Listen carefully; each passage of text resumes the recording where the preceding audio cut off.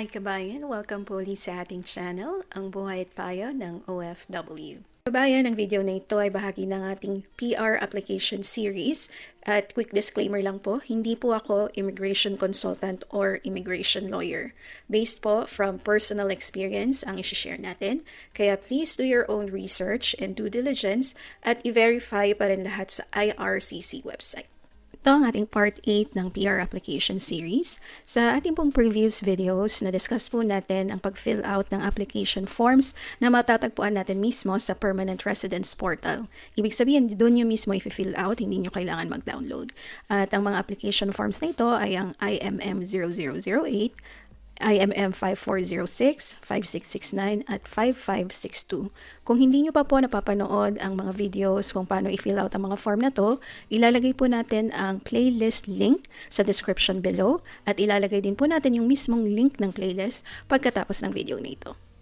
Scroll down nyo lang po yung form at makikita nyo po yung PDF forms. Check po natin. Ayan po. So, dito, meron tayong PDF forms for your immigration program. You must download, complete, electronically signed, and upload all the forms you need for your application. Do not print and scan any of these forms. Please refer to the program guide for exceptions. So, sa PDF forms po, merong tatlo. Yung IMM 1344, IMM 5532, IMM 5533. May makikita po kayong download button. Pwede nyo pong i-download isa-isa. And nakalagay dito ay required. And dito nakalagay yung form name. Yung 1344 is for application to sponsor, sponsorship agreement, and undertaking.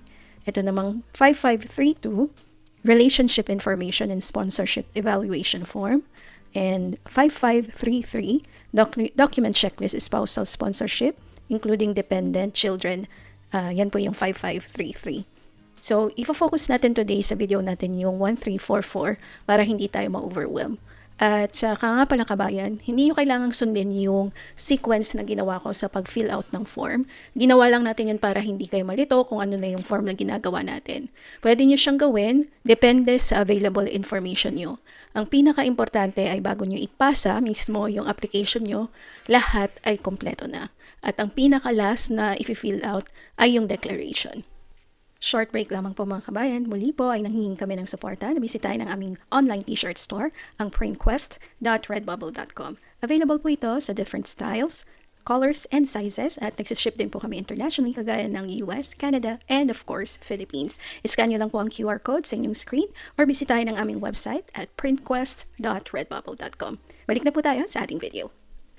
Gaya ng nasabi natin kaninang, focus natin today is yung IMM 1344 or yung application to sponsor, sponsorship, agreement, and undertaking. Ito yung form na nagsasabi sa government na yung sponsor ay magiging responsible for the principal applicant. So, i-click nyo lang po yung download and next po ay papakita na natin yung mismong form. Once na-click nyo na yung download, ito na yung form.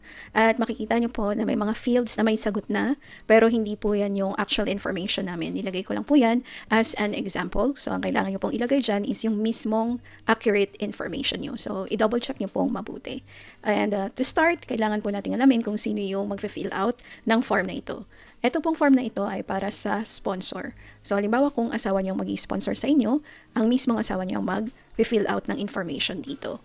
Sa case ko, na nabanggit natin sa previous videos natin, ang aking asawa ay Canadian citizen. Dito siya pinanganak.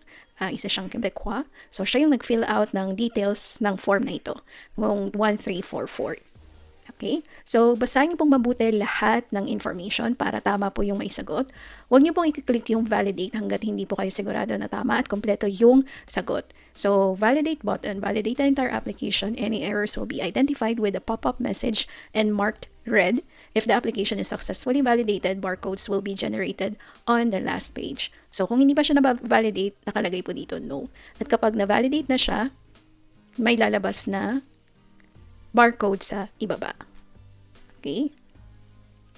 And bumalik po tayo sa unahan. So, part 1, application to sponsor an undertaking. And basahin niyo mabuti lahat ng mga questions, isa-isa. Medyo matagal at mabusisi, pero kailangan para maiwasan yung rejection ng PR process. And dito, If you are found ineligible to sponsor, indicate whether you want to withdraw. So ang sinagot namin is proceed with the application for permanent residence. Processing fees will be retained. And next, language preference for correspondence. So tingnan natin, meron siyang choices English or French. Is there a co-signer on this application? Sa case namin wala. And dito, person you are sponsoring, principal applicant. So kung sino yung principal applicant, yun yung ilalagay niyo yung last name at yung first name. And ilalagay niyo yung date of birth ng inyong principal applicant. And then sa number 6, the principal applicant is kung sino yung principal applicant nyo. And meron kayong options dito. So tingnan nyo mabuti kung alin dito yung applicable sa inyo, sa case nyo. Okay? Sa amin ay spouse, which is ako, yung principal applicant, living in Canada. And then, basahin niyo po yung next question kung applicable sa inyo. Next is sponsor details. So, ito na yung mismo kung sino mag-sponsor sa inyo. Lagay niyo yung sponsor last name, sponsor's first name, and sagutan niyo na po yung mga next questions about the sponsor, kasi sponsor personal details to. Have you ever used any other name, nickname, or maiden name, alias, etc.? So, sa case namin, no. And next, about the sponsor pa rin, yung gender. So may choices naman tayo dito, may drop down. Kapag may drop down, i-check nyo po kasi yun po yung may mga choices. And then ilagay nyo yung date of birth, and then place of birth and country, about the sponsor pa rin. And then, status in Canada, meron uling drop down dito. So pipiliin nyo lang po yung applicable. And then, basahin niyo po yung mga next questions. If you are permanent resident or naturalized Canadian citizen, provide the following information. So sa amin, hindi siya applicable kasi hindi siya naturalized, talagang Canadian citizen siya. And then, full name at the time you became a permanent resident, and so on. Next, ito, number 8, your current marital status. And this is under pa rin ng sponsor personal details. So meron ulit tayong drop down. Piliin niyo yung kung ano yung marriage status niyo or marital status. And kung kailan kayo kinasal, nandito yung date. Sundin nyo lang po yung format na year, month, and day. And dito sa baba, provide the name of your current spouse or common law partner. Una muna is family name of your spouse, and then first name of spouse. Sa case po namin, ito po ay pangalan ko dahil ako yung spouse, which is ako din yung principal applicant. By the way mga kabayan, itong form na to ay may 6 pages. Nasa page 1 pa lang tayo. So, pumunta na tayo sa page 2. Ito na yung page 2. Kung nalagay nyo dito sa first page yung inyong last name and full name, lalabas po siya dito sa pinakataas. And then, automatically rin ma-fill out yung date of birth. And ilalagay na po natin yung sponsor contact information. Ayan. So, ilagay nyo yung address nyo. Address ng sponsor. Again, ang sponsor ang mag-fill out nito. And next, yung telephone number ng inyong sponsor. And also, email address. Ito. Sundan po natin dito. And sponsor residency declaration. Are you a Canadian citizen living exclusively outside Canada? See who can sponsor in the guide information on residency. So sa amin, no, dahil nakatira since birth yung asawa ko dito sa Canada. Etong page 2, meron pa siyang information sa ilalim kaya lang medyo maliit. So lakihan natin para mas makita natin sa screen. I-click ko lang yung more tools at i-click ko yung fit to with scrolling. So, ito po ay page 2 pa rin. Part pa rin siya ng page 2. I-scroll natin siya. Huwag po kayong malilito, nasa same page pa rin tayo. So, kanina na-check natin tong no. And pumunta na tayo sa sponsor eligibility assessment. So, mas makikita na po natin yung mga information. And mag-focus po tayo dito kung anong page siya. And this one is page 2 pa rin. Basahin niyo pong mabuti yung sponsor eligibility assessment. Ito po ay, again, para sa inyong sponsor. Kung kayo ang sponsor, mas maganda, kayo yung mag-fill out nito. Pero kung asawa niyo ang sponsor, ipakita niyo po sa kanila yung video na ito. And kung ang salita po nila ay English, meron po tayong subtitle for English para hindi niyo na po i-translate. So, mas convenient. So, ito yung mga questions. And depende sa inyong case, sagutin niyo lang po kung no or yes. So, halimbawa, are you 18 years of age older? Again, talking to the sponsor. Are you a Canadian citizen or permanent resident? Are you sponsoring a member of the family class or a member of the spouse or common law partner in Canada class? So, hindi na po natin sasabihin or babasahin isa-isa. Basahin niyo po mabuti itong mga questions na to para po sa sponsor. At magpunta naman po tayo sa page 3. And ganun din po, automatic ma-fill out to ng applicant name at ng birthday. Continuation lang po siya ng questions for the sponsor. Basahin mabuti at sagutan kung ang sagot nyo ay no or yes. So hanggang 18 itong questions na to. Magpunta naman tayo sa page 4. Ay, by the way, kung kailangan nyo mag-focus sa mga questions na to, pwede nyo pong i-pause or i-screenshot yung ating screen para mas mabasa nyo pong mabuti. And next page, page 4. Ito na yung undertaking by sponsor and co-signer if applicable for those residing in all provinces and territories except Quebec. So sa case namin, naka-reside kami sa Quebec, so nakatira kami sa Quebec. So exempted kami from this one. Pero kung hindi kayo nakatira sa Quebec, applicable po sa inyo ang undertaking by sponsor nito. Okay? Basahin niyo pong mabuti itong undertaking. Medyo mahaba-haba siya. Liitan natin konti para magkasya sa screen kung gaano kahaba yung undertaking. Ayan. So, ayan po ang page 4, ang nilalaman na undertaking by sponsor and co-signer. Okay?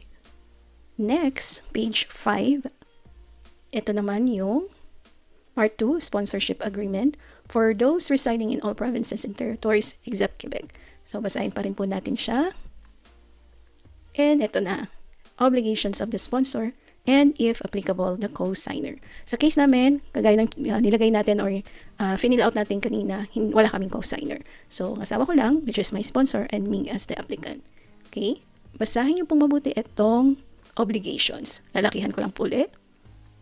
Ayan. So, as a sponsor or co-signer, I promise to provide the sponsored person and their family members basic requirements for a period that begins the day on which the sponsored person enters Canada with a temporary resident permit or if already in Canada, and on the day on which the sponsored person obtains a temporary resident permit following an application to remain in Canada as a permanent resident, and in any other case on the day on which the sponsored person becomes a permanent resident and ends. So, kailangan mabasa ng sponsor nyo ang obligation. Importante po ito. Hindi ko na po babasahin isa-isa ang mga obligations na ito. Gusto ko po na intindihing mabuti, lalong-lalo na ng sponsor yung obligation. And kung merong obligation yung sponsor, as the sponsor, meron din po tayong obligations. Ito po siya, obligations of the person to be sponsored. As the person to be sponsored, I promise to make every reasonable effort to provide for my own basic requirements, as well as those of my accompanying family members. I promise to ask the sponsor and co-signer, if applicable, for help if I or my family members are having difficulty supporting themselves or meeting their own basic requirements. So ito yung ating obligation as the principal applicant. And then basahin po natin mabuti yung other important information. If you have elderly parents or grandparents, and kung meron kayong sponsored persons and their family members, basahin niyo po dito yan. And an undertaking is unconditional and may not be terminated under no circumstances, thus the granting Canadian citizenship, divorce, separation or relationship breakdown, financial deterioration, or moving to another province or territory cancel the undertaking. And ang last dito is authorization for disclosure of personal information. Basahin po natin mabuti lahat ng information na nandito to make sure na nag-agree kayo pareho as the sponsor and principal applicant. Ayan po ay nasa page 5. Next, ito po yung last part ng ating page ng document, ang page 6. Ito na yung declaration. So, basahin niyo po mabuti yung declaration nyo. Nakalagay dito na yung agreement nyo as a sponsor and principal applicant dun sa mga obligation na nakasulat kanina. So, basahin nyo pong mabuti yung mga pinagkasunduan nyo, kumbaga, bago kayo pumirma. So, pag-usapan yung mag-asawa, yung information na nakalagay dito, bago kayo mag-proceed sa pag-fill out ng form at pagpasa ng application nyo for permanent residence sa Permanent Residence Portal. And then, kapag okay na kayo lahat sa information, sa details, sa obligation and declaration, ilalagay or itatype nyo lang po yung pangalan nyo, pangalan ng sponsor, yun po yung tatay yung signature, and then pangalan nyo as the principal applicant. Hindi nyo na kailangan ng mismong pirma, yung parang cursive na pirma. Yung itatype nyo lang po yun mismo, yung pangalan nyo, yung full name. Okay? And then kung kailan nyo siya pinirmahan digitally. Okay? And once okay na lahat, na-fill out nyo na, tsaka nyo lang i-validate kasi ito yung double checking kung may nakalimutan kayo, kung tama lahat, at may mag-generate po siyang barcode. Hindi ko siya i-validate kasi baka mag-generate ng barcode at maaaring bawal siya for IRCC kasi ito ay official document ng IRCC. So, hindi ko na siya i-validate. Pero kung kayo ay magpa-process, kailangan nyo siyang i-validate. Okay? So, ayan po mga kabayan yung IRCC form na tinatawag na IMM 1344. Once natapos nyo nang i-fill out yung IMM 1344, i-save nyo po siya sa inyong computer. And once na-save nyo na sa computer nyo, pwede nyo nang i-upload dito sa Permanent Residence Portal, dito sa area ng PDF forms. Ito po. At i-click nyo lang yung upload at makikita nyo na po dito na naka-attach. So yung file name format na ginawa namin ay ang aking last name, ang first name ko, and then anong pangalan ng form. Halimbawa dito, IMM1344e.pdf. So automatic naman po yung PDF kapag na-fill out nyo na yung form.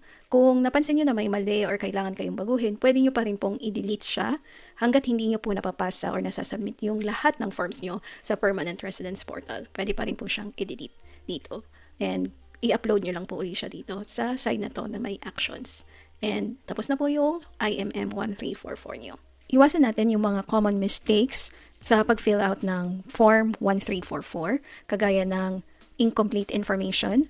Huwag tayong mag-iiwan ng blank fields kung merong instruction na sagutan natin yung field na ito. And siguraduhin natin na consistent tayo sa mga information na ilalagay natin. I-double check sa passport natin, sa form IMM 5532, sa ating marriage certificate. Halimbawa, hindi kayo sigurado dun sa date kung kailan kayo kinasal, at ibang pang supporting documents na tutulong sa inyo para makasigurado na tama yung information nyo at consistent.